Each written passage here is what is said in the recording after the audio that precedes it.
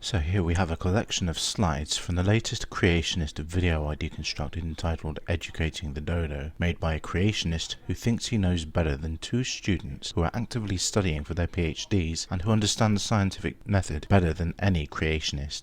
The creationist claims that these are scientific references. As I will demonstrate here, this is as far from reality as Kent Hovind's claim that his PhD is genuine. These slides are essentially broken down into the following categories. Let's begin with the apologetics and propaganda. Two slides are presented that claim how close to actual pi the Bible is supposed to be. They utilize a variety of mathematical convolutions to arrive at their answers, which is absurd since they weren't needed. I went to the Answers in Genesis website where these equations were originally taken from. The object in question was that of a sea of cast bronze that was circular. As pointed out in the first part of my initial response, finding the circumference of this object is embarrassingly easy and does not require these steps. Take the diameter of an object, 10 cubits, and multiply it by pi. The answer should be a multiple of this. The answer should not be 30, despite all of these convoluted steps to come up with an answer that fits. Now, if the Bible was God-breathed, as these insane nutjobs keep insisting is the case and are trying to supplant the scientific method in favour of it, then the answers gleaned from it should be consistent with the rules of mathematics and with observational reality, and consequently the answer should have been the multiple of pi. 30 divided by 10 is 3. There is no other way around it. But just for fun, let's take a look at the claims made by the creationists, shall we?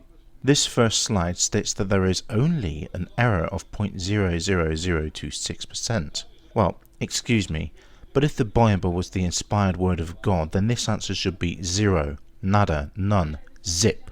No error whatsoever. Even the slide that follows demonstrates that the creationists will bend to any lengths to believe their myth, even when they are flat wrong. The creationist pulls a bunch of figures out of his nether regions and manipulates the data in order to get very close to 3.14, which any mathematician knows is not pi, and being close does not constitute an actual answer. The difference between this figure and pi is displayed here. This is off by approximately 0.063%. Close, but not 0.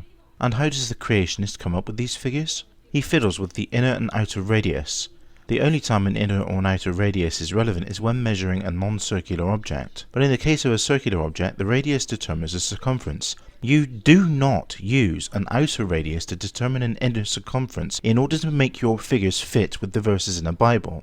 Doing so is nothing more than apologetics nonsense and is not actual mathematical logic. It certainly is not scientific evidence for the creationists' absurd claims. So once again, 30 divided by 10 is 3. This next slide is evidence of nothing. On the top half there are some verses from Genesis.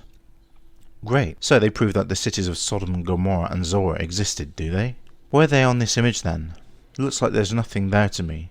In essence, Bible verses are evidence of nothing. One might as well say that London proves that Harry Potter is true because Harry Potter mentions London. It's no more true just because it happens to mention a factual place at all. This next slide is the Hovind chart. Nothing scientific about that, it's entirely based on the King James Bible. This next slide is an apologetics ramble trying to justify the contradictions in the Bible by trying to pass off different bloodlines. This is not specified in the Bible in the first place. The book was also written by sexist, misogynistic pigs who were more backward than the people they tried to convert. They were hardly likely to pass off a maternal bloodline in a single case when every bloodline prior to this in the Bible was from a paternal ancestry.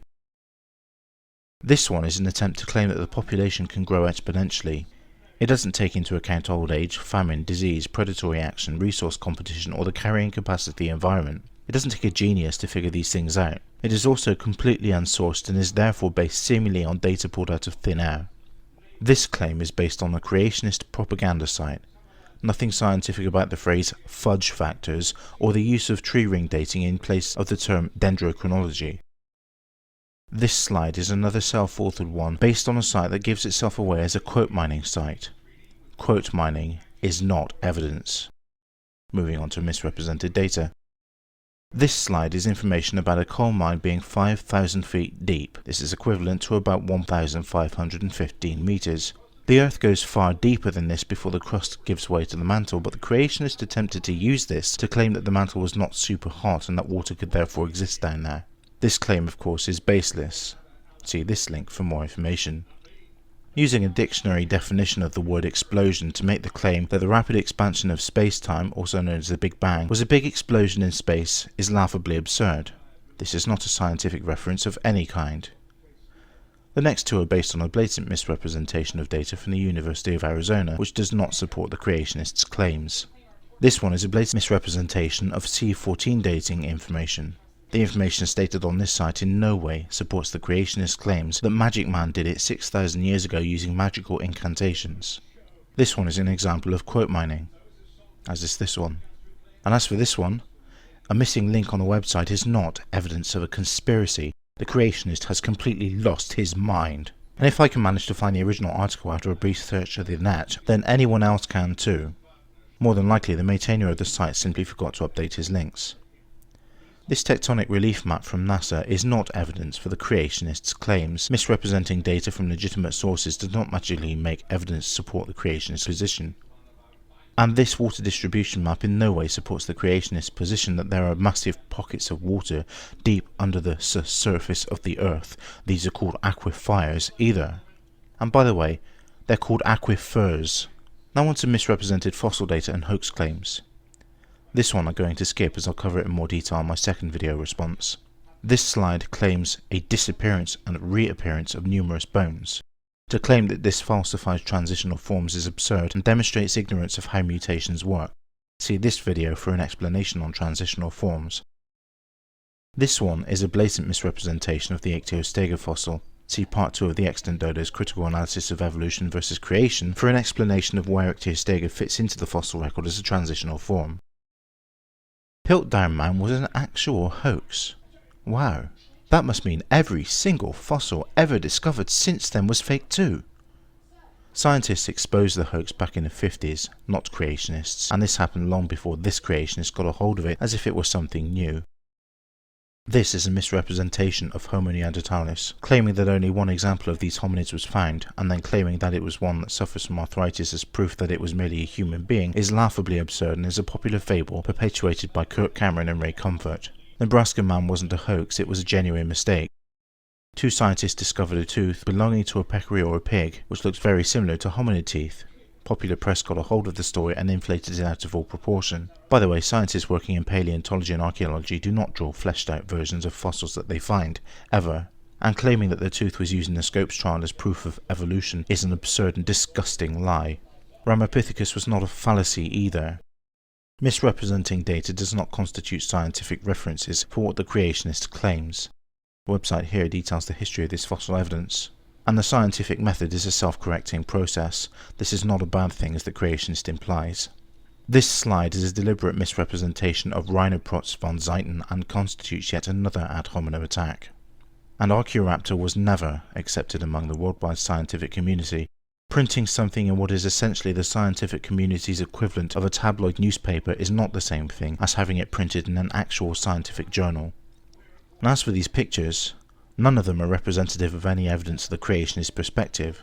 For example, heat-convoluted stone is not evidence of creationism. It should be obvious to anyone that these people are not digging for fossils. There is nothing scientific about a slide from a Pendleton video with overlaid text that is essentially an argument from personal incredulity. I can only guess what this is supposed to be, and this geologic layer slide does not support the creationist claims either. Not a single one of these images supports the creationist perspective either.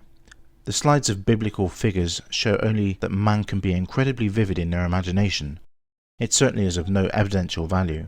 Look at the insulting cartoon imagery overlaid with text that amounts to personal opinion from this creationist, followed by a personal attack against his critics. And rounding it off, we have an ad hominem attack against atheists, an ad hominem attack against the name of the ExtantDodos, and then an ad hominem attack directly calling them dummies. How very scientific. If this is the best that this creationist has to offer, then it's no surprise that the ExtantDodos have not bothered to respond to his nonsense.